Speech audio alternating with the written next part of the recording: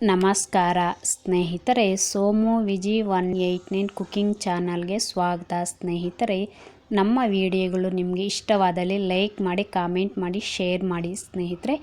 ಹಾಗೆ ನಮ್ಮ ಯೂಟ್ಯೂಬ್ ಚಾನಲನ್ನು ಸಬ್ಸ್ಕ್ರೈಬ್ ಮಾಡಿಕೊಂಡು ಪಕ್ಕದಲ್ಲಿರುವ ಬೆಲ್ ಐಕಾನನ್ನು ಒತ್ತಿ ಸ್ನೇಹಿತರೆ. ನಾವು ಮಾಡುವಂತಹ ಪ್ರತಿಯೊಂದು ವಿಡಿಯೋಗಳು ನಿಮಗೆ ನೋಟಿಫಿಕೇಷನ್ ರೂಪದಲ್ಲಿ ಬರುತ್ತೆ ಸ್ನೇಹಿತರೆ. ಇನ್ನು ಇವತ್ತಿನ ವಿಡಿಯೋದಲ್ಲಿ ನಾವು ಗೋರಿಕಾಯಿಂದ ಚಟ್ನಿಯನ್ನು ಹೇಗೆ ಮಾಡೋದಂತ ನೋಡೋಣ ಬನ್ನಿ ಸ್ನೇಹಿತರೆ. ತುಂಬ ರುಚಿಯಾಗಿರುತ್ತೆ ಈ ಚಟ್ನಿ. ನೀವು ಒಂದು ಸಲ ಮಾಡೋಕ್ಕೆ ಪ್ರಯತ್ನ ಮಾಡಿ ಸ್ನೇಹಿತರೆ.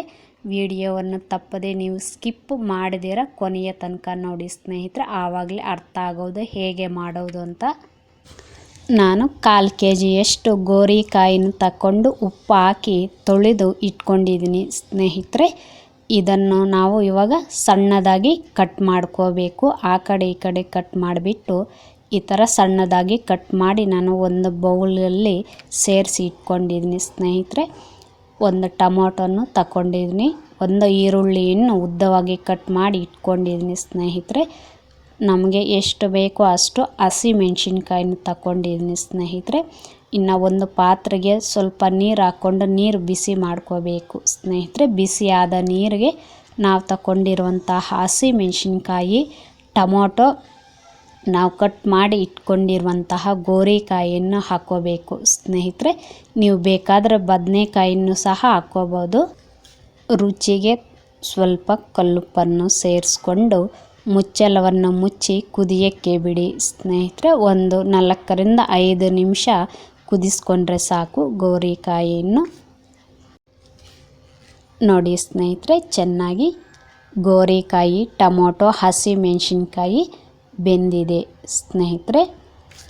ನಾವು ಕುದಿಸ್ಕೊಂಡಿರುವ ಗೋರಿಕಾಯಿಯಿಂದ ನೀರನ್ನು ಬಗ್ಗಿಸ್ಕೋಬೇಕು ಸ್ನೇಹಿತರೆ. ಈ ಥರ ಟೊಮೊಟೊ, ಹಸಿ ಮೆಣಸಿನ್ಕಾಯಿ, ಗೋರಿಕಾಯಿಯನ್ನು ಪ್ರತ್ಯೇಕವಾಗಿ ನಾವು ವಿಂಗಡಣೆ ಮಾಡ್ಕೋಬೇಕು ಸ್ನೇಹಿತರೆ. ಇವಾಗ ನಾನು ಚಿಕ್ಕ ಒರಳು ಕಲ್ಲಿಗೆ ಸ್ವಲ್ಪ ಉಪ್ಪನ್ನು ಸೇರಿಸ್ಕೊಂಡಿದ್ದೀನಿ ಸ್ನೇಹಿತರೆ. ಹಾಗೆ ನಾವು ಕುದಿಸ್ಕೊಂಡಿರುವಂತಹ ಮೆಣಸಿನ್ಕಾಯಿಯನ್ನು ಸಹ ಹಾಕ್ಕೊಂಡು ನುಣ್ಣಗೆ ಕುಟ್ಕೋಬೇಕು ಸ್ನೇಹಿತರೆ. ಮಿಕ್ಸಿ ಜಾರ್ಗೆ ಹಾಕಿದರೆ ಚೆನ್ನಾಗಿರಲ್ಲ ಸ್ನೇಹಿತರೆ ಚಟ್ನಿ. ರಾಗಿ ಮುದ್ದೆ ಜೊತೆಗೆ ತುಂಬ ರುಚಿಯಾಗಿರುತ್ತೆ ಸ್ನೇಹಿತರೆ. ಈ ಚಟ್ನಿ ಕುಟ್ಕೊಂಡಿರೋದಾಗಿದೆ ಸ್ನೇಹಿತರೆ. ಇವಾಗ ಕುದಿಸ್ಕೊಂಡಿರುವಂತಹ ಟೊಮೊಟೊನ್ನು ಹಾಕಿಬಿಟ್ಟು ಕುಟ್ಕೋಬೇಕು. ನಾನು ಹುಣಸೆ ಹಣ್ಣನ್ನು ನೆನೆಸಿ ಇಟ್ಕೊಳ್ಳೋದು ಮರ್ತೋಗಿದ್ದೀನಿ ಸ್ನೇಹಿತರೆ. ನೀವು ಚಟ್ನಿ ಮಾಡ್ಕೊಳ್ಳೋದಕ್ಕಿಂತ ಮೊದಲೇ ಸ್ವಲ್ಪ ಹುಣಸೆ ಹಣ್ಣು ನೆನೆಸಿ ಇಟ್ಕೊಂಡು ಮತ್ತೆ ಹಾಕಿ ಚಟ್ನಿಗೆ ನಾನು ಹಾಗೆ ಹಾಕ್ತಾಯಿದ್ದೀನಿ. ನಂತರ ಸ್ವಲ್ಪ ಕೊತ್ತಂಬರಿ ಸೊಪ್ಪನ್ನು ಸೇರಿಸ್ಕೊಂಡು ಕುಟ್ಕೋಬೇಕು ಸ್ನೇಹಿತರೆ. ಇವಾಗ ಕುದಿಸ್ಕೊಂಡಿರುವಂತಹ ಗೋರಿಕಾಯಲ್ಲಿ ಸ್ವಲ್ಪನ ತೆಗೆದು ಪಕ್ಕಕ್ಕೆ ಇಟ್ಕೋಬೇಕು ಸ್ನೇಹಿತರೆ. ನಂತರ ಒರಳು ಕಲ್ಲಿಗೆ ಸ್ವಲ್ಪ ಗೋರಿಕಾಯಿನ ಹಾಕ್ಕೊತ ಕುಟ್ಕೊತ ಬರಬೇಕು ಸ್ನೇಹಿತರೆ. ತುಂಬ ನುಣ್ಣಗೆ ಕುಟ್ಟಕ್ಕೆ ಹೋಗಬೇಡಿ ಸ್ನೇಹಿತರೆ. ಈ ಚಟ್ನಿಯನ್ನು ಒರಳು ಕಲ್ಲಿನಲ್ಲಿ ಮಾಡಿದ್ರೇ ಚೆನ್ನಾಗಿರೋದು, ಮಿಕ್ಸಿಗೆ ಹಾಕಿದರೆ ಚೆನ್ನಾಗಿರಲ್ಲ ಸ್ನೇಹಿತರೆ. ಇವಾಗ ಗೋರಿಕಾಯಿಯನ್ನು ಕುಟ್ಕೊಂಡಿರೋದು ಆಗಿದೆ ಸ್ನೇಹಿತರೆ.